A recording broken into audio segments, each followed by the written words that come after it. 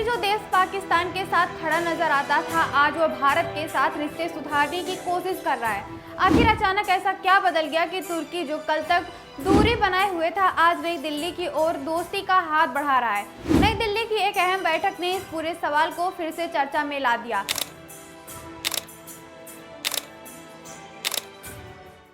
भारत और टर्की के बीच हाल ही में 12वें विदेश कार्यालय परामर्श यानी FOC सत्र का आयोजन हुआ, जिसमें दोनों देशों ने कई मुद्दों पर बातचीत की। लेकिन इस मीटिंग के पीछे सिर्फ कूटनीति नहीं, बल्कि एक लंबी कहानी छुपी हुई है। रिश्तों के उतार चढ़ाव, भरोसे की कमी और बदलते वैश्विक समीकरणों की कहानी। अगर थोड़ा पीछे जाएं तो तस्वीरें थोड़ी सी साफ होती नजर आएंगी।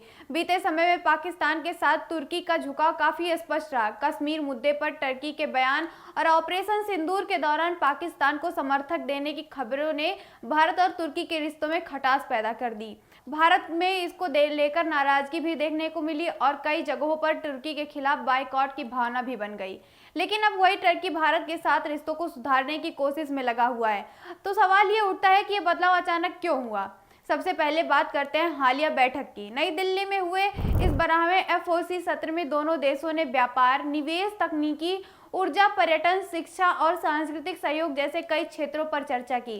साथ ही आतंकवाद से निपटने और क्षेत्रीय मुद्दों पर भी बातचीत हुई। यह दिखाता है कि दोनों देश अब सिर्फ मतभेद को नहीं, बल्कि सहयोग के अवसरों को भी देख रहे हैं।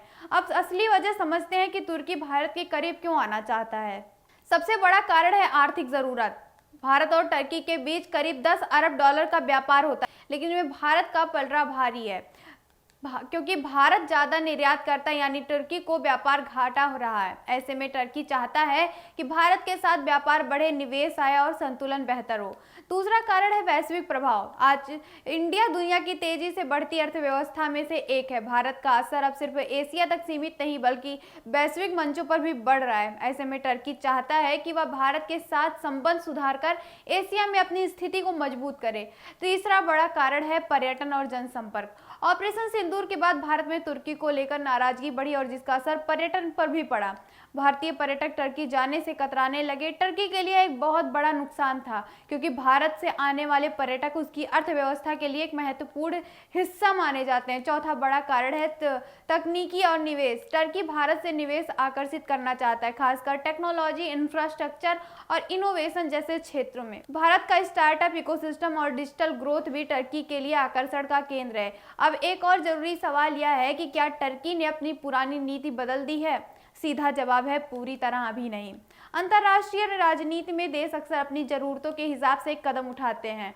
आज अगर टर्की भारत के करीब आ रहा है, तो इसका मतलब यह नहीं है कि उसने पाकिस्तान के साथ अपने संबंध पूरी तरह खत्म कर दिए, बल्कि यह एक तरीके का संतुलन बनाने की कोशिश है। अब बात करते हैं उस विवाद की जो कभी भी दोनों देशों के बीच मौजूद है। टर्की कई बार कश्मीर मुद्दों पर पाकिस्तान के पक्ष में बयान दे चुका है। इसके अलावा ऑपरेशन सिंदूर के दौरान पाकिस्तान को ड्रोन और अन्य सैन्य सहायता देने के आरोप भी उस पर लगे हुए हैं। यही वजह है कि भारत में टर्की के प्रति भरोसे की कमी अभी भी है। लेकिन दूसरी तरफ भारत ने भी हमेशा मानवीय आधार पर टर्की की मदद की। 2023 में जब टर्की में भूकंप आया था, तब भारत ने ऑपरेशन दोस्त के तहत राहत सामग्री, NDRF टीम्स और फील्ड अस्पताल भेजकर मदद की थी। यानी रिश्ते हमेशा एक तरफा नहीं रहे, दोनों तरफ से सहयोग और मतभेद दोनों हमेशा से मौजूद रहे। अब इस पूरी कहानी को एक आम आदमी की नज़र से समझते हैं।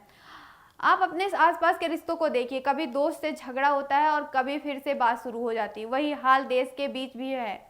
बस फर्क इतना है कि यहाँ भावनाओं से ज्यादा काम रणनीति और हित के करते हैं। टर्की के लिए आज भारत का एक बड़ा बाजार है, एक मजबूत साझेदार और एक उभरती हुई शक्ति है। इसलिए वो चाहता है कि भारत के साथ रिश्ते बेहतर हो। वही भारत के लिए टर्की एक महत्वपूर्ण देश है, जो यूरोप और एशिया के बीच एक पुल की तरह काम करता है। ऐसे में संबंधों को पूरी तरह खत्म करना किसी के लिए फायदेमंद साबित नहीं हो सकता। अब बात करते हैं एक और दिलचस्प पहलू की। टर्की ने कई बार ब्रिक्स में शामिल होने की इच्छा भी जताई है। यह दिखाता है कि वह वैश्विक स्तर पर अपनी भूमिका बढ़ाना चाहता है।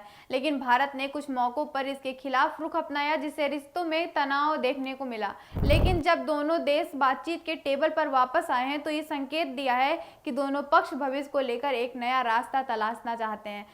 फिर एक बात यह साफ है, भरोसा एक दिन में नहीं बनता। भारत के सामने चुनौती यह भी है कि वह टर्की के साथ संबंधों को इस तरह आगे बढ़ाए कि अपने राष्ट्रीय हितों से कोई समझौता ना हो। वही टर्की के सामने चुनौती है कि वह अपने पुराने रुख और नए रिश्तों के बीच संतुलन कैसे बनाए रखता है।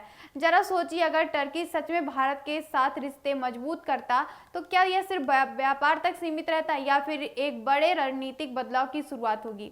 अभी के लिए तो यही कहा जा सकता है कि टर्की का भारत के करीब आना अचानक नहीं, बल्कि यह आर्थिक जरूरत, दबाव और बदलते समीकरणों का एक परिणाम है। लेकिन असली परीक्षा अभी भी बाकी है, क्योंकि कूटनीति में शब्दों से ज्यादा काम व्यवहार करता है। अगर आने वाले समय में टर्की अपने रुख में स्थिरता दिखाता है और भारत के साथ सहयोग को आगे बढ़ाता है तो यह दोनों देशों के लिए फायदेमंद साबित हो सकता है। लेकिन अगर पुराने मतभेद फिर से सामने आते हैं तो यह दूरी फिर से और भी बढ़ सकती है। फिलहाल तस्वीरें यह दिखाती हैं कि अंतर्राष्ट्रीय राजनीति में दोस्ती और दूरी अस्थायी नहीं होती, समय, जरूरत और ये हित के हिसाब से बदलती रहती है। और इसी बदलते माहौल में टर्की का भारत के करीब आना एक संकेत है कि दुनिया में हर देश अपने भविष्य को सुरक्षित करने के लिए नए रास्ते तलाश रहा है, चाहे कल उसकी दिशा कुछ भी हो सकती है। ऐसे तमाम खबरों के लिए देखते रहिए कंटाप न्यूज। मैं थी आप सभी के साथ सची सिंह।